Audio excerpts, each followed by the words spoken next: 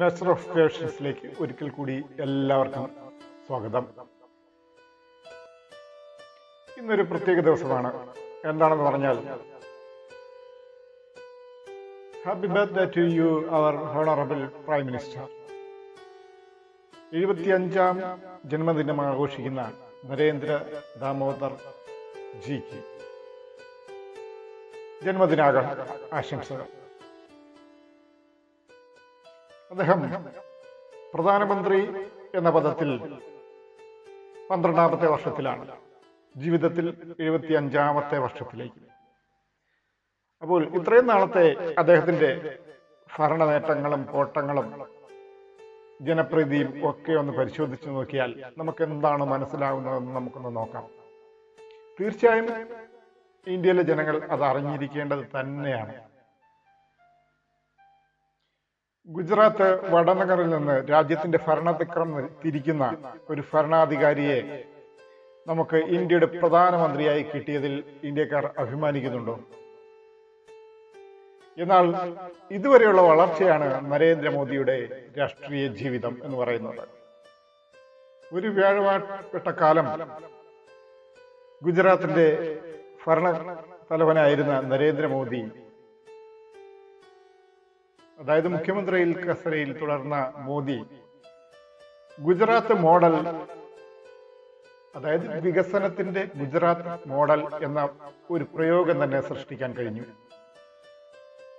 പക്ഷെ അദ്ദേഹത്തിന്റെ പ്രവർത്തന മണ്ഡലം രാജ്യ തലസ്ഥാനത്തേക്ക് മാറിയെങ്കിലും ഗുജറാത്തിലെ പാർട്ടിയെ നയിക്കുന്ന ഒരു ഇന്ധനം എന്ന് പറയുന്നത് മോദി തന്നെയാണ്.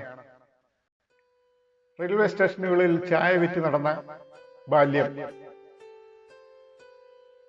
സ്വാമി വിവേകാനന്ദന്റെ ആശയങ്ങളിൽ വികാരം കൊണ്ട കൗമാരം, RSSന്റെ ആശയങ്ങളിൽ ആകർഷകനായ യൗവനം, ഗുജറാത്തിൽ തുടങ്ങി നരേന്ദ്ര ദാമോദർ ദാസ് മോദിയുടെ അശ്വമേധം ഇന്നെത്തി നിൽക്കുന്നത് ഇന്ദ്രപ്രസ്ഥത്തിലാണ്.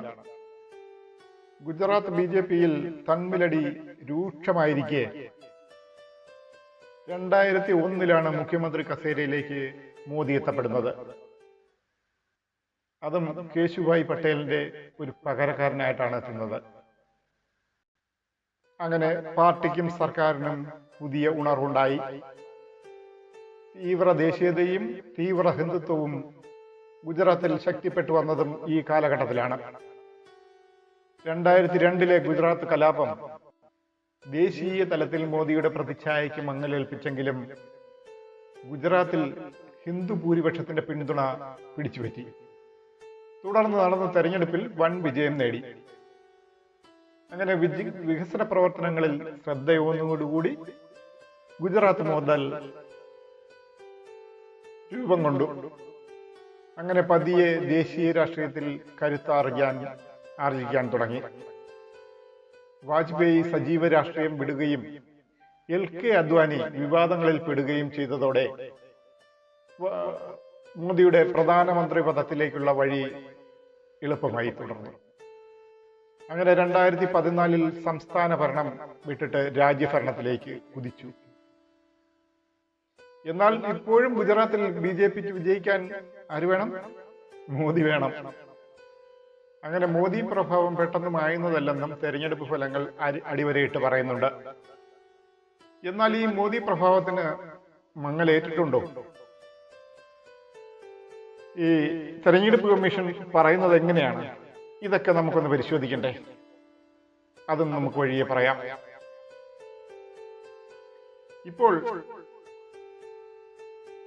ജന്മദിനം ആഘോഷിക്കുന്ന നരേന്ദ്രമോദി നേരിടുന്ന വെല്ലുവിളികളും പ്രശ്നങ്ങളും എന്തൊക്കെയാണെന്ന് നമുക്കൊന്ന് പരിശോധിച്ചു നോക്കാം. അതിൽ ഒന്നാമത്തെ വിഷയം എന്ന് പറയുന്നത് അദ്ദേഹത്തിന്റെ ജനപ്രീതി കുറഞ്ഞു വരുന്നു എന്നുള്ളതാണ്. 2014 മോദി അധികാരത്തിൽ എത്തുന്നത് 282 സീറ്റോടുകൂടി BJP ആണ് മുന്നിൽ വന്നത്. കേവല ഭൂരിപക്ഷം നേടിക്കൊണ്ടാണ്. 2019 ആകുമ്പോഴേക്കും അദ്ദേഹം 303 BJPയുടെ നമ്പർ ഉയർത്തി. എന്നാൽ എല്ലാവരും പ്രതീക്ഷിച്ചത് 2024 മുഴുവൻ സീറ്റുകളും പിടിച്ചുകൊണ്ട് BJP ഏകപക്ഷീയമായി അധികാരത്തിൽ വരും എന്നാണ്. BJPക്ക് ഒറ്റയ്ക്ക് 360 സീറ്റും NDA മുന്നണിക്ക് 400 സീറ്റും കിട്ടും എന്നുള്ളതാണ്. എന്നാൽ വെറും 240 സീറ്റുകളിലേക്ക് 2024 BJP ഒതുങ്ങിപ്പോയി, ചുരുങ്ങിപ്പോയി. അങ്ങനെ ഭരണത്തിന് മറ്റുള്ള കക്ഷികളെ ആശ്രയിക്കേണ്ടി വന്നു, സഖ്യകക്ഷികളെ ആശ്രയിക്കേണ്ടി വന്നു.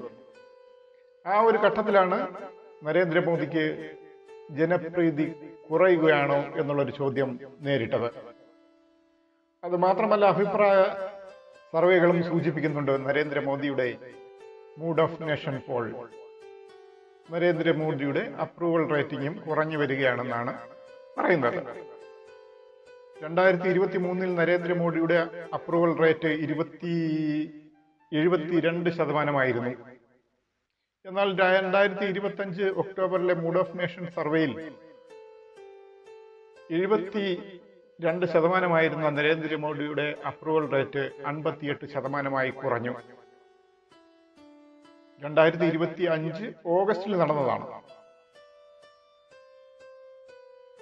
അതും അദ്ദേഹം നേരിടുന്ന ഒരു പ്രധാനപ്പെട്ട വെല്ലുവിളിയാണ്. അപ്രൂവൽ റേറ്റ് കുറഞ്ഞു എന്നുള്ളത്. ഇപ്പോൾ 58% എത്തി നിൽക്കുന്നു. ആ മോദി പ്രഭാവം മാഞ്ഞുപോയോ അതോ മങ്ങിപ്പോയോ എന്നുള്ള ആ ഒരു തോന്നൽ. ഇനി എന്തൊക്കെയാണ് വിമർശനങ്ങളെന്ന് നമുക്കൊന്ന് പരിശോധിച്ചാൽ, അച്ഛാദിൻ വന്നിട്ടുണ്ടോ എന്നൊന്ന് നമുക്ക് നോക്കാം. അച്ഛാദിൻ എന്ന് പറയുന്നത് നരേന്ദ്രമോദിയുടെ ഒരു പ്രോമിസ് ആയിരുന്നു, ഒരു വാഗ്ദാനമായിരുന്നു. വന്നിട്ടുണ്ടോ ഒന്ന് പരിശോധിക്കാം. രാജ്യത്തിന്റെ പ്രധാനപ്പെട്ട കണക്കുകളിൽ പറയുന്നത് വിലക്കയറ്റവും തൊഴിലില്ലായ്മയും കുറഞ്ഞു എന്നാണ്. ഇത് കേന്ദ്ര സ്റ്റാറ്റിസ്റ്റിക്കൽ മന്ത്രാലയത്തിന്റെ പഠനമാണ്. പക്ഷെ ആഗോള ഏജൻസികൾ അത് ഒട്ടും ശരിവയ്ക്കുന്നില്ല എന്ന് മാത്രമല്ല, ജനങ്ങൾക്ക് വ്യത്യസ്ത അഭിപ്രായമാണുള്ളത്. അവർ തെരഞ്ഞെടുപ്പ് വേളകളിൽ മാധ്യമങ്ങളെ കാണുമ്പോഴും സർവേകളിലൊക്കെ സംസാരിക്കുമ്പോഴും പ്രധാനപ്പെട്ട വിഷയങ്ങളായി സംസാരിക്കുന്നത് മെഹൻഗായി എന്നൊക്കെയാണ്. ഒപ്പം സംവിധാൻ ഖത്രെ മേ ഹേ എന്നൊക്കെയാണ് പറയപ്പെടുന്നത്. സംവിധാൻ ഖത്രെ മേ ഹേ എന്ന മുദ്രാവാക്യം കഴിഞ്ഞ പ്രാവശ്യം ശക്തമായതും BJPയെ റേറ്റിംഗ് കുറച്ചതുമൊക്കെ നമുക്കറിയാവുന്ന കാര്യം തന്നെയാണ്. എന്നാൽ ഇന്ത്യയിൽ അസമത്വം വർദ്ധിച്ചു വരികയാണെന്നാണ് വിവിധ ഗ്ലോബൽ ഏജൻസികൾ പറയുന്നത്. വേൾഡ് ഇൻഇക്വാലിറ്റി ലാബാണ് ഇത് പറയുന്നത്. അതായത് ഇന്ത്യയിൽ അസമത്വം വർദ്ധിച്ചു വരികയാണ്. അതായത് ഇൻഇക്വാലിറ്റി, ഉള്ളവനും ഇല്ലാത്തവനും തമ്മിലുള്ള അന്തരം വളരെയധികം വർദ്ധിച്ചു വരികയാണ് എന്നാണ് പറയുന്നത്. അത് തീർച്ചയായിട്ടും ഉള്ളത് തന്നെയാണ്. ഇനി നമ്മുടെയൊക്കെ ജീവിത നിലവാരം മോദി സർക്കാരിന്റെ കാലത്ത് ഉയർന്നിട്ടുണ്ടോ എന്ന് പരിശോധിച്ചാൽ UNDP-യുടെ മനുഷ്യ വികസന സൂചിക 130 എത്തി നിൽക്കുകയാണ്. 130ാം സ്ഥാനത്താണ്. ഇനി പട്ടിണി സൂചിക എന്ന് പരിശോധിച്ചാൽ 125 രാജ്യങ്ങളിൽ ഇന്ത്യ 105ാം സ്ഥാനത്താണ്. ഇന്ത്യയിൽ ഉടനീളം പട്ടിണി നിർമ്മാർജ്ജനം ചെയ്തു എന്നൊക്കെ പറയുമ്പോഴും ഏജൻസികളുടെ അന്വേഷണത്തിൽ 105ാം സ്ഥാനത്താണ്. 125 രാജ്യങ്ങളുടെ കണക്കെടുത്തപ്പോഴാണ് 105ാം സ്ഥാനത്തേക്ക് ഇന്ത്യ പിന്തള്ളപ്പെട്ടത്. അതായത് പോഷകാഹാരക്കുറവ്, ശിശുമരണം എന്നിവയൊക്കെയാണ് ഘടകങ്ങൾ. ഇതിൽ പട്ടിണി രാജ്യങ്ങളിൽ 105ാം സ്ഥാനത്താണ്. ഇന്ത്യ ലോകത്തിലെ തന്നെ 4ാമത്തെ എക്കോണമി രാഷ്ട്രമായി മാറിയിട്ടുണ്ട്. അതായത് സാമ്പത്തിക കാര്യങ്ങളിൽ 4ാമത്തെ രാജ്യമായി ഇന്ത്യ മാറിയിട്ടുണ്ട്. എന്നാൽ ഒരു പൗരന്റെ പ്രതിശീർഷ വരുമാനം എന്ന് പറയുന്നത്, പ്രതിശീർഷ വരുമാനം എന്ന് പറയുമ്പോൾ ഓരോ പൗരനും കിട്ടുന്ന വരുമാനം, അതായത് അവർ ഉണ്ടാക്കുന്ന വരുമാനം അല്ലെങ്കിൽ ഇൻകം എത്രയാണെന്ന് നോക്കിയാൽ $2,666 മാത്രമാണ്. ശരാശരി ലോകത്തിന്റെ മറ്റുള്ള രാജ്യങ്ങളുടെ പ്രതിശീർഷ വരുമാനം എന്ന് പറയുന്നത് 13,000-ന് മുകളിൽ ആണ് എന്ന് ഓർക്കണം. അവിടെയാണ് നമ്മൾ 2000-ൽ നിൽക്കുന്നത്. അതായത് പൗരന്മാരുടെ സാമ്പത്തിക നിലവാരം ഉയർന്നിട്ടില്ല, അസമത്വം വർദ്ധിച്ചുകൊണ്ടേയിരിക്കുന്നു. ഉള്ളവന് കൂടുതലുണ്ട്, അവന് വീണ്ടും വീണ്ടും വന്നു ചേർന്നുകൊണ്ടിരിക്കുന്നു. ഇല്ലാത്തവനില്ല, അവൻ ദാരിദ്ര്യത്തിലേക്ക് പോയിക്കൊണ്ടിരിക്കുന്നു. ഇനിയുള്ളത്, ഇന്ത്യ ഏറ്റവും വലിയ ജനാധിപത്യ രാഷ്ട്രമാണ്. ആ ജനാധിപത്യത്തിൽ മാധ്യമ പ്രവർത്തകരുടെ സ്വാതന്ത്ര്യം നോക്കിയാൽ മാധ്യമ സ്വാതന്ത്ര്യ സൂചിക 151 നിൽക്കുകയാണ്. ഗ്ലോബൽ പ്രസ് ഫ്രീഡം ഇൻഡെക്സിൽ 151 സ്ഥാനത്തേക്ക് നിൽക്കുകയാണ് ഇന്ത്യ. ആ സ്ഥിതിക്ക് നരേന്ദ്രമോദി സർക്കാർ നേരിടുന്ന ഒരു പ്രധാനപ്പെട്ട പ്രശ്നം എന്ന് പറയുന്നത് അധികാരത്തിന്റെ കേന്ദ്രീകരണമാണ്. അധികാര കേന്ദ്രീകരണമാണ്. അധികാരങ്ങളെല്ലാം തന്നെ കേന്ദ്ര സർക്കാരിൽ നിക്ഷിപ്തമാക്കിക്കൊണ്ട് ഫെഡറൽ സംവിധാനത്തെ അട്ടിമറിക്കുന്നു എന്നുള്ളതാണ് ഒരു വിഷയം. ഭരണഘടനാ സ്ഥാപനങ്ങളെ ദുർബലമാക്കിയിരിക്കുന്നു. പ്രധാനപ്പെട്ട ഭരണഘടനാ സ്ഥാപനം എന്ന് പറയുന്നത് അതെല്ലാം അതിന്റെ സ്വതന്ത്രാവസ്ഥ, ഇൻഡിപെൻഡൻസ് വ്യവസ്ഥ നഷ്ടപ്പെട്ട അവസ്ഥയിലാണ് ഇപ്പോൾ. അങ്ങനെ സംസ്ഥാനങ്ങളും ദുർബലമായിരിക്കുന്നു. ഫെഡറൽ സംവിധാനങ്ങൾ അട്ടിമറിക്കപ്പെട്ടു. അങ്ങനെ ഭരണഘടനാ സ്ഥാപനങ്ങൾ ദുർബലമായി. വിവിധ ഭരണഘടനാ സ്ഥാപനങ്ങൾ, നമ്മുടെ തെരഞ്ഞെടുപ്പ് സ്ഥാപനം വരെ അതിൽ ഉൾപ്പെടും. അങ്ങനെ തെരഞ്ഞെടുപ്പ് കമ്മീഷൻ വരെ ഇപ്പോൾ വിവാദ മുനയിൽ നിൽക്കുകയാണ്. കാരണം പ്രതിപക്ഷത്തിന്റെ മുഖ്യ ടാർഗറ്റ് എന്ന് പറയുന്നത് തെരഞ്ഞെടുപ്പ് കമ്മീഷൻ തന്നെയാണ്. ഇപ്പോൾ തെരഞ്ഞെടുപ്പ് കമ്മീഷന്റെ നിഷ്പക്ഷത പോലും ചോദ്യം ചെയ്യപ്പെടുന്ന വോട്ട് ചോരിയുടെ മുൾമുനയിൽ നിൽക്കുകയാണ് ഇപ്പോൾ തെരഞ്ഞെടുപ്പ് കമ്മീഷണറും തെരഞ്ഞെടുപ്പ് കമ്മീഷനും. ഭരണഘടനാ സ്ഥാപനങ്ങൾ മാത്രമല്ല, അന്വേഷണ ഏജൻസികളിൽ പോലും കേന്ദ്ര സർക്കാരിന്റെ ഒരു ചട്ടുകമായി മാറിയിരിക്കുകയാണ്. കേന്ദ്ര സർക്കാരിന് വേണ്ടി മാത്രമാണ് അവർ പ്രവർത്തിക്കുന്നത്. അപ്പോൾ അന്വേഷണ റിപ്പോർട്ടുകളും നൽകുന്നത് അവർക്ക് വേണ്ടി മാത്രമായിരിക്കും. അവരുദ്ദേശിക്കുന്ന ആളുകളെ മാത്രമാണ് അന്വേഷണ ഏജൻസിയുടെ പരിധികളിൽ കൊണ്ടുവരുന്നതും. അതിൽ പെടുന്നത് എൻഫോഴ്സ്മെന്റ് ഡയറക്ടേഴ്സ്, അതുപോലെ ഇൻകം ടാക്സസ്, CBI പോലുള്ള കേന്ദ്ര അന്വേഷണ ഏജൻസികൾ. ഈ ഏജൻസികളെല്ലാം തന്നെ രാഷ്ട്രീയ എതിരാളികളെ വളരെ ക്രൂവലായിട്ടാണ് അവരോട് ഇടപെടുന്നത്. അവരെ രാഷ്ട്രീയ എതിരാളികളെ നിർമ്മാർജ്ജനം ചെയ്യുന്നതിനുള്ള ഒരു ടൂളുകൾ മാത്രമായി മാറിയിരിക്കുകയാണ് ഈ കേന്ദ്ര ഏജൻസികൾ എന്ന് പറയുന്നത്. എന്നുള്ളതൊക്കെയാണ് ഇപ്പോഴത്തെ നരേന്ദ്രമോദി സർക്കാർ നേരിടുന്ന ഏറ്റവും വലിയ വിമർശനങ്ങളിൽ പെടുന്ന വിഷയങ്ങൾ എന്ന് പറയുന്നത്. എതിർ ശബ്ദങ്ങളെ അടിച്ചമർത്തിക്കൊണ്ട് ഭരണകൂടത്തിന് അനുകൂലമായൊരു സ്ഥിതിവിശേഷം സൃഷ്ടിക്കുക എന്നുള്ളതാണ്. അങ്ങനെയുള്ള ഒരു ദൗത്യം മാത്രം അന്വേഷണ ഏജൻസികൾ ഏറ്റെടുക്കുന്ന ഒരു ഇലക്റ്റഡ് ഓട്ടോക്രസിയായി ഇന്ത്യ മാറിക്കൊണ്ടിരിക്കുന്നു. ഇത് തന്നെയാണ് ഏറ്റവും രൂക്ഷമായ വിമർശനവും. ഈ കാലഘട്ടത്തിൽ ഭീകരതയുടെ വേഗത്തിറക്കം എന്ന് പറഞ്ഞ സർക്കാരിന് അതിൽ ഒരു അച്ചീവ്മെന്റ് ഉണ്ടാക്കാൻ കഴിഞ്ഞിട്ടുണ്ടോ? ഭീകരത അവസാനിച്ചോ? ചെറിയ ഭീകരാക്രമണങ്ങൾ കൂടാതെ ഇന്ത്യയെ നടുക്കുന്ന വലിയ തരത്തിലുള്ള ഭീകരാക്രമണങ്ങളൊന്നും നടന്നു വരുന്നു, സൃഷ്ടിക്കപ്പെടുന്നു. 2016 പത്താൻകോട്ട് എയർബേസ് പാകിസ്ഥാൻ പിന്തുണയുള്ള തീവ്രവാദികളാൽ ആക്രമിക്കപ്പെട്ടു. അതേ വർഷം തന്നെ 2016 ഉറിയിൽ ഒരു ഭീകരാക്രമണം വീണ്ടും ആവർത്തിക്കപ്പെടുന്നു. അത് കഴിഞ്ഞ് 2019 ഒരു വലിയ ഭീകരാക്രമണത്തെ രാജ്യം നേരിടേണ്ടി വന്നു, പുൽവാമ ആക്രമണം. പുൽവാമയിൽ ഇന്ത്യൻ സൈനികരുടെ കോൺവോയ് യാത്രകൾ ആക്രമിക്കപ്പെടുകയും 46 ജവാന്മാർക്ക് വീരമൃത്യു സംഭവിക്കുകയും ചെയ്തു. അതിൽ ഇന്നും ഇന്ത്യ തിരിച്ചടി കൊടുത്തു കഴിഞ്ഞിട്ടില്ല.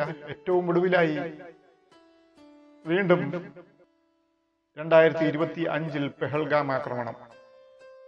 അവിടെ സാധാരണക്കാരായ ടൂറിസ്റ്റുകളാണ് ആക്രമിക്കപ്പെട്ടത് എന്നുള്ള ഒരു പ്രത്യേക കാര്യം നമ്മൾ ഓർക്കേണ്ടതാണ്. 2025 നടന്ന പെഹൽഗാം ആക്രമണത്തിൽ സൈനികരൊന്നുമല്ല വധിക്കപ്പെട്ടത്, സാധാരണക്കാരായ ടൂറിസ്റ്റുകളാണ് വധിക്കപ്പെട്ടതെന്നുള്ള കാര്യം ഓർക്കണം. അപ്പോൾ സാധാരണ ജനങ്ങൾക്ക് പോലും സുരക്ഷയില്ല എന്നുള്ളൊരു തരത്തിലേക്ക് മാറിക്കഴിഞ്ഞു. ഇതൊക്കെ പാകിസ്ഥാന്റെ പിന്തുണയുള്ള തീവ്രവാദികളാണ് ആക്രമണം നടത്തിയത്. ഇതെല്ലാം കൂടാതെ മാവോയിസ്റ്റ് ആക്രമണങ്ങളും മറ്റു തരത്തിലുള്ള ചെറിയ ചെറിയ ഭീകരാക്രമണങ്ങളും മറ്റു ധാരാളം നടന്നിട്ടുണ്ട്. അങ്ങനെ ഭീകരതയുടെ വേരറുക്കുക എന്നുള്ള ആ ഒരു ദൗത്യം നടപ്പായില്ല എന്നുള്ളതാണ് അടുത്ത ഒരു വിമർശനം എന്ന് പറയുന്നത്. തീർന്നില്ല, ഇനിയുമുണ്ട്. നമ്മുടെ രാജ്യത്ത് ഇന്ത്യയിൽ വർഗീയ കലാപങ്ങൾ ഒഴിഞ്ഞു നിന്നോ? രണ്ട് വലിയ വർഗീയ കലാപങ്ങളാണ് ഉണ്ടായത്. ഒന്ന് ഡൽഹി കലാപം 2020 ഉണ്ടായത്, പൗരത്വ പ്രക്ഷോഭക്കാരെ അടിച്ചമർത്താനുള്ള നടപടികളും വർഗീയ വിദ്വേഷവും ഒരു കലാപത്തിലേക്ക് നീങ്ങുകയും അങ്ങനെ 2020 ഡൽഹി കലാപം സംഭവിക്കുകയും ചെയ്തു. തീർന്നില്ല, വീണ്ടും 2023 നോർത്ത് ഈസ്റ്റേൺ സംസ്ഥാനമായ മണിപ്പൂർ കലാപം നടന്നു. അവിടെ അതിന്റെ കനലുകൾ ഇനിയും അണഞ്ഞിട്ടില്ല. കഴിഞ്ഞ ദിവസം മാത്രമാണ് നരേന്ദ്രമോദിക്ക് അവിടെ എത്താൻ കഴിഞ്ഞത്. അപ്പോൾ പോലും ആ കലാപത്തിന്റെ കനലുകൾ പൂർണ്ണമായും അവിടെ അണഞ്ഞിട്ടില്ല എന്നുള്ളതാണ് മണിപ്പൂരിൽ. അതൊക്കെ തീർച്ചയായും ഒരു വർഗീയ കലാപം തന്നെയാണ് നടന്നത്. മറ്റൊരു പ്രധാനപ്പെട്ട വിഷയം എന്ന് പറയുന്നത് നമ്മുടെ രാജ്യത്ത് വർഗീയ വിദ്വേഷം വർദ്ധിക്കുന്നു എന്നുള്ളതാണ്. വിദ്വേഷ ആക്രമണങ്ങളിൽ നമ്മുടെ രാജ്യത്ത് 74% വർധനവാണ് ഉണ്ടായിരിക്കുന്നത്. അങ്ങനെ വിദ്വേഷ ആക്രമണങ്ങളിൽ ന്യൂനപക്ഷങ്ങൾ അരക്ഷിതരായി മാറിക്കൊണ്ടിരിക്കുന്നു. ന്യൂനപക്ഷങ്ങൾക്ക് നേരെയുള്ള ആക്രമണം വർദ്ധിച്ചു വരുന്നു. അങ്ങനെ ന്യൂനപക്ഷങ്ങൾക്ക് നേരെയുള്ള ആക്രമണം കണക്കിലെടുക്കുമ്പോൾ 74% വർധന ഉണ്ടായിട്ടുണ്ട് എന്നാണ് ഏജൻസികളുടെ അന്വേഷണ റിപ്പോർട്ട്. ഓരോ വർഷവും വിദ്വേഷ സ്വഭാവത്തിലുള്ള ആക്രമണങ്ങൾ കൂടുകയാണ് എന്നാണ് അന്വേഷണ റിപ്പോർട്ട് പറയപ്പെടുന്നത്. ഇതിനെതിരെ യാതൊരുവിധ നടപടികളും എടുക്കുന്നില്ല എന്നുള്ളതാണ് മറ്റൊരു പ്രധാന വിഷയം. അങ്ങനെ ഈ വിദ്വേഷ ആക്രമണങ്ങൾ ന്യൂനപക്ഷങ്ങളും പാർശ്വവൽക്കരിക്കപ്പെട്ടിട്ടുള്ള ആളുകളും അനുഭവിക്കുന്നത് എന്നുള്ളതാണ് മറ്റൊരു പ്രധാന വിഷയം. ഈ ന്യൂനപക്ഷ ആക്രമണം ഏറ്റവും കൂടുതൽ ഉണ്ടാകുന്നത് BJP ഭരിക്കുന്ന സംസ്ഥാനങ്ങളിലാണ് ഉണ്ടാകുന്നത് എന്നുള്ളതാണ് ഒരു എടുത്തു പറയത്തക്ക ഒരു വിഷയം എന്ന് പറയുന്നത്. അല്ലാത്ത ഇടങ്ങളിൽ നടക്കുന്നില്ല. BJP ഭരിക്കാത്ത കർണാടക, കേരള, തമിഴ്നാട് ഇതുപോലുള്ള സ്ഥലങ്ങളിൽ വർഗീയ മരണങ്ങളോ വർഗീയ വിഷങ്ങളോ ഒന്നും തുപ്പാൻ ആളില്ല. വർഗീയ മരണങ്ങൾ നടക്കുന്നില്ല, വിദ്വേഷ പ്രസംഗങ്ങൾ നടക്കുന്നില്ല എന്നൊക്കെ ഉള്ളതാണ്. ഇതൊക്കെ വളരെ പ്രധാനപ്പെട്ട ഒരു കാരണമാണ്. ഇനി അവസാനമായി നമ്മളൊന്ന് പരിശോധിച്ചാൽ വിദേശ നയമാണ്. ഇന്ത്യയുടെ നരേന്ദ്രമോദി സർക്കാരിന്റെ കാലത്തെ വിദേശ നയങ്ങൾ പൂർണ്ണമായിരുന്നോ എന്നൊന്നും പരിശോധിച്ചാൽ, എന്നാൽ അങ്ങനെയാണ് എന്ന് നമുക്ക് തീർച്ചയായും പറയാൻ കഴിയില്ല. നമ്മുടെ ഇന്ത്യയുടെ ഏറ്റവും വലിയൊരു സഖ്യകക്ഷിയായ അമേരിക്ക ഇപ്പോൾ ഒരു ഫാരം എടുത്ത് ഇന്ത്യയുടെ മുകളിൽ വെച്ചിരിക്കുകയാണ്. അതായത് ഇന്ത്യക്ക് ട്രംപിന്റെ ശിക്ഷാ നികുതി. ട്രംപ് ഇന്ത്യക്ക് മേൽ ഇരട്ടി ചുങ്കം ചുമത്തിക്കൊണ്ട് ഇന്ത്യയുടെ വ്യാപാര മേഖലകളെ അതിസാരമായി ബാധിക്കുന്ന വിധത്തിൽ 50% താരിഫ് ചുമത്തി. എന്നാൽ നരേന്ദ്രമോദിയും ട്രംപുമായിട്ടുള്ള സൗഹൃദം ഏതെങ്കിലും തരത്തിൽ അവിടെ ഇന്ത്യക്ക് ഒരു ഗുണകരമായിട്ട് വരുന്നില്ല എന്നുള്ളതാണ്. മാത്രമല്ല അയൽ രാജ്യങ്ങളുമായിട്ടുള്ള ബന്ധം നല്ലതുപോലെ മെയിൻറ്റെയിൻ ചെയ്യാൻ ഇതുവരെയായിട്ടും സാധിച്ചിട്ടില്ല. പല രാജ്യങ്ങളിലും കറങ്ങാൻ പോയി എന്നുള്ളത് സത്യം തന്നെയാണ്. ഏറ്റവും ഒടുവിൽ ഇന്ത്യയും പാകിസ്ഥാനും തമ്മിലുള്ള ഒരു പ്രകോപനത്തിൽ, ഒരു യുദ്ധത്തിൽ അമേരിക്ക ഒരു ഇടനിലക്കാരനായി ട്രംപ് ഇടപെടേണ്ടി വരുന്ന ഒരു സ്ഥിതിവിശേഷത്തിലേക്കാണ് പോകുന്നത്. അമേരിക്ക ട്രംപ് ഇടപെട്ടാണ് ഇന്ത്യയും പാകിസ്ഥാനുമായിട്ടുള്ള തർക്കങ്ങൾ പരിഹരിക്കുന്നത് എന്ന് ട്രംപ് വിളിച്ച് പറയത്തക്ക രീതിയിലുള്ള സ്ഥിതിവിശേഷത്തിലാണ് പോയിക്കൊണ്ടിരിക്കുന്നത്. ഇന്ത്യയുടെ വിഷയങ്ങളിൽ ഒരു മൂന്നാം കക്ഷി ഇടപെടൽ ഇന്ത്യ ഒരു കാലത്തും അംഗീകരിച്ചിട്ടില്ല. ഇവിടെ അമേരിക്കയുടെ ഒരു മധ്യസ്ഥത ഇന്ത്യ പാക് വിഷയത്തിൽ ഉണ്ടാകുന്നു എന്ന് മാത്രമല്ല, ചൈന ഇന്ത്യൻ ഭൂപ്രദേശങ്ങളിലേക്ക് കടന്നു കയറി ഗാൽവനിൽ ചൈനയുടെ ആക്രമണം നടന്നത് ഇന്ത്യൻ സൈനികർക്ക് അതിദാരുണമായ വീരമൃത്യു വരിക്കുകയും ചെയ്തത്. ഗാൽവനിൽ ചൈനയുടെ ആക്രമണത്തിൽ 20 സൈനികർക്കാണ് ജീവൻ നഷ്ടമായത്. അപ്പോൾ ഇന്ത്യയുടെ അതിർത്തി അശാന്തമാണ് ഇന്ത്യയുടെ വിദേശ നയം എന്ന് പറയുന്നത്. ഒരിക്കലും ഒരു 100 പേർക്ക് കൊടുക്കാൻ കഴിയുന്ന ഒരു സാഹചര്യമല്ല. ഇതൊക്കെയാണ് നരേന്ദ്രമോദിയുടെ 12 വർഷങ്ങളെ നമ്മൾ ഒന്ന് കാച്ചിക്കുറുക്കിയെടുത്താൽ കിട്ടുന്നത്. ഈ 12 വർഷത്തിനുള്ളിൽ നമ്മുടെ രാജ്യങ്ങൾക്കുണ്ടായ സമാധാനം, രാജ്യങ്ങൾക്കിടയിലുണ്ടായ സമാധാനം, പലതരത്തിലുള്ള വിഷയങ്ങളും അല്ലെങ്കിൽ പലതരത്തിലുള്ള പേരുദോഷങ്ങളും നരേന്ദ്രമോദിക്ക് ഉണ്ടായിട്ടുണ്ട്. എന്നാൽ ഇന്ത്യയെ വികസനത്തിലേക്ക് കൊണ്ടുവന്നു എന്നാണ് പറയപ്പെടുന്നത്. വികസനം ഉണ്ടായത് ആർക്കാണെന്ന് നമുക്കറിയാം. അംബാനിക്കും അദാനിക്കും ഒക്കെ തന്നെയാണ്. പല വിധത്തിലുള്ള പൊതുമുതലുകളും അംബാനിയും അദാനിയൊക്കെ സ്വന്തമാക്കുന്ന സാഹചര്യമാണ് ഉണ്ടായത്. ഇന്ത്യൻ എയർപോർട്ട് മുതൽ അതുപോലെ ഇന്ത്യൻ്റെ പ്രതിരോധ സംവിധാനം വരെ അംബാനിയും അദാനിയും കൈകടത്തേണ്ട ഒരു സ്ഥിതിവിശേഷത്തിലേക്കൊക്കെയാണ് എത്തിച്ചേർന്നത്. അതിനെക്കുറിച്ച് ഡീറ്റെയിൽ ആയി മറ്റൊരു വീഡിയോയിൽ സംസാരിക്കാം. ഇപ്പോൾ സമയത്തിന് കൂടുതൽ കാരണം നമ്മൾ ഇത്രയും മനസ്സിലാക്കിയാൽ മാത്രം മതി. നമ്മുടെ മോദി സർക്കാരിനെ കുറിച്ചുള്ള ഈ ഒരു വിലയിരുത്തൽ ഇനിയും ഒരവസരത്തിൽ വീണ്ടും പറയാം. അപ്പോൾ ഈ 75ാം ജന്മദിനം ആഘോഷിക്കുന്ന നരേന്ദ്രമോദിക്ക് ഒരിക്കൽ കൂടി ജന്മദിനം ആശംസിച്ചുകൊണ്ട് നമസ്കാരം.